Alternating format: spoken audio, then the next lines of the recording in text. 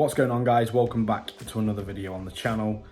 And as you can tell by the title, and if you've been following Forest over the last half an hour to an hour, then you would have realised we've just been spanked 4-0 by West Ham at the London Stadium. It was embarrassing. First half, it was all West Ham. They came out, tried to hit us from the off, just go for us. They had most of the ball, the better chances. We just sat in a block in the first half, which I'm not bothered about. If you want to go away from home and sit in a block, it's fair enough as long as you have opportunities on the break. And I thought the second half we would have opportunities on the break. Sit in for the first half and see how it goes in the second. Get to half time at 0-0. You're thinking there's still a chance here.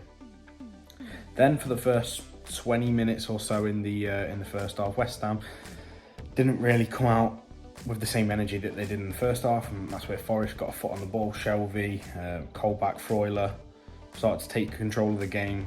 Gibbs White and Johnson getting more on the ball in attacking areas, and it started to look like Forest was on top. In fact, Forest was on top in the game, getting more and more half chances, getting forward on the break and things like this, and it started to look positive and maybe look like Forest could maybe nick something out of the game.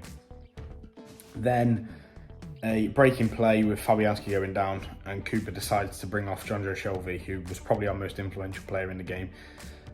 Steadied the ship in the first bit of the second half, just putting his foot on the ball and calming everything down and getting Forest going basically. And I thought he was excellent. But Cooper brought him off for Ayew, and I'm not faulting the substitution of bringing Shelvey off and Ayew on. It's bringing Shelvey off and not replacing him for somebody who does Shelvey's job, e.g. Mangala or somebody like that. And I just think it was a poor decision from Cooper. Like I said, I would like to have seen Shelvey stay on, but if you want to bring him off, if he's tired, if he's this, he's that, then bring him on as in a like-for-like switch. It was no need to change the system, especially when we was on top. And to take off a midfielder and bring on another attacker, basically, I don't see the point in that. Especially when it was our midfield three that was stopping West Ham coming forward and giving the balls to Gibbs White and Johnson to get us going.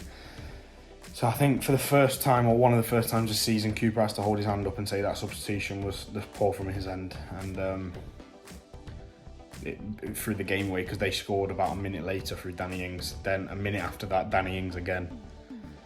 Then Declan Rice curls one, an absolute peach into the top corner. You can't really do much about that one.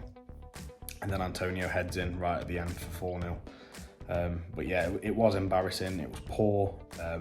And I don't think just home form alone can keep us up. We have to start picking points on the road. It's becoming a joke, really. I don't know what the problem is away from him. I don't know why we can't play. Maybe it is the crowd that get us through it. But we do need to fix it very soon, or we're going to be in trouble. And now it moves on to Everton next Sunday, which is a massive game, a massive game. You lose that, and you're pretty much in there, and you're going to be in there till the end of the season. You win it, especially if Bournemouth, who kick off in about 10-15 minutes time, lose to Man City, which they should, but you can never count anything out in the Premier League. Would not be surprised at all if Bournemouth go and beat City.